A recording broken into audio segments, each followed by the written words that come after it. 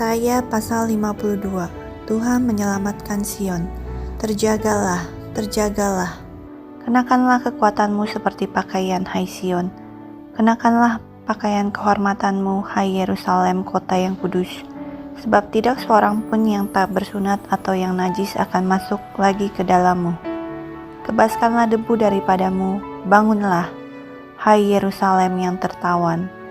Tanggalkanlah ikatan-ikatan dari lehermu, hai putri Sion yang tertawan. Sebab beginilah firman Tuhan, kamu dijual tanpa pembayaran, maka kamu akan ditebus tanpa pembayaran juga. Sebab beginilah firman Tuhan Allah, dahulu umatku berangkat ke Mesir untuk tinggal di situ sebagai orang asing, lalu Asyur memeras dia tanpa alasan. Tetapi sekarang apakah lagi urusanku di sini? Demikianlah firman Tuhan, umatku sudah dirampas begitu saja, mereka yang berkuasa atas dia memegahkan diri. Demikianlah firman Tuhan, dan namaku terus dihujat sepanjang hari. Sebab itu umatku akan mengenal namaku, dan pada waktu itu mereka akan mengerti bahwa akulah dia yang berbicara, ya aku.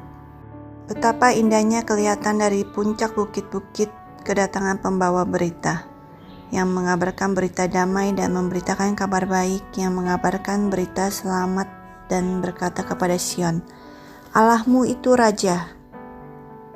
Dengarlah suara orang-orang yang mengawal engkau, mereka bersama-sama bersorak-sorai, sebab dengan mata kepala sendiri mereka melihat bagaimana Tuhan kembali ke Sion. Bergembiralah, bersorak-sorailah bersama-sama, hai reruntuhan Yerusalem, sebab Tuhan telah menghibur umatnya, telah menebus Yerusalem. Tuhan telah menunjukkan tangannya yang kudus di depan mata semua bangsa. Maka segala ujung bumi melihat keselamatan yang dari Allah kita. Menjauhlah, menjauhlah, keluarlah dari sana. Janganlah engkau kena kepada yang najis. Keluarlah dari tengah-tengahnya, sucikanlah dirimu, hai orang-orang yang mengangkat perkakas rumah Tuhan. Sungguh, kamu tidak akan buru-buru keluar dan tidak akan lari-lari berjalan, sebab Tuhan akan berjalan di depanmu, dan Allah Israel akan menjadi penutup barisanmu. Hamba Tuhan yang menderita. Sesungguhnya hambaku akan berhasil, ia akan ditinggikan, disanjung, dan dimuliakan. Seperti banyak orang yang tertegun melihat dia, begitu buruk rupanya, bukan seperti manusia lagi, dan tampaknya bukan seperti anak manusia lagi. Demikianlah ia akan membuat tercegang banyak bangsa. Raja-raja akan mengatupkan mulutnya melihat dia. Sebab apa yang tidak diceritakan kepada mereka akan mereka lihat, dan apa yang tidak mereka dengar akan mereka pahami. Yesaya 53. Siapakah yang percaya kepada berita yang kami dengar? Dan kepada siapakah tangan kekuasaan Tuhan dinyatakan? Sebagai taruk ia tumbuh di hadapan Tuhan, dan sebagai tunas dari tanah kering. Ia tidak tampan dan semaraknya pun tidak ada sehingga kita memandang dia, dan rupa pun tidak sehingga kita menginginkannya. Ia dihina dan dihindari orang, seorang yang penuh kesengsaraan dan yang biasa menderita kesakitan. Ia sangat dihina, sehingga orang menutup mukanya terhadap dia, dan bagi kita pun dia tidak masuk hitungan. Tetapi sesungguhnya penyakit kitalah yang ditanggungnya, dan kesengsaraan kita yang dipikulnya. Padahal kita mengira dia kena tulah, dipukul dan ditindas salah. Tetapi dia tertikam oleh karena pemberontakan kita. Dia diremukkan oleh karena kejahatan kita.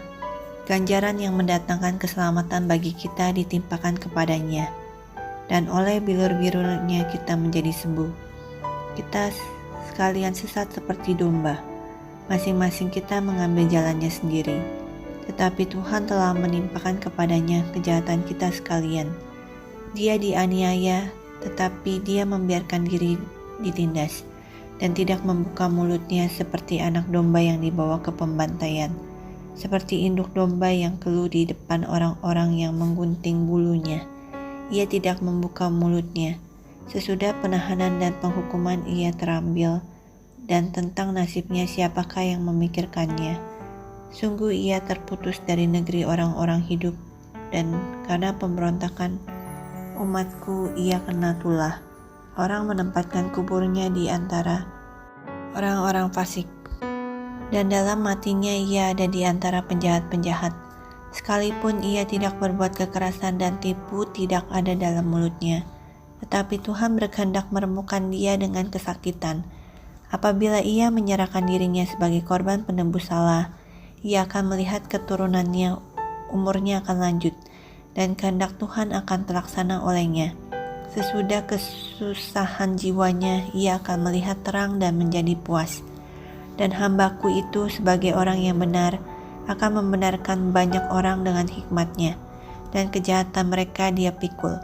Sebab itu aku akan membagikan kepadanya orang-orang besar sebagai rampasan, dan ia akan memperoleh orang-orang kuat sebagai jarahan, yaitu sebagai ganti karena ia telah menyerahkan nyawanya ke dalam maut, dan karena ia terhitung di antara pemberontak-pemberontak, sekalipun ia menanggung dosa banyak orang dan berdoa untuk pemberontak-pemberontak.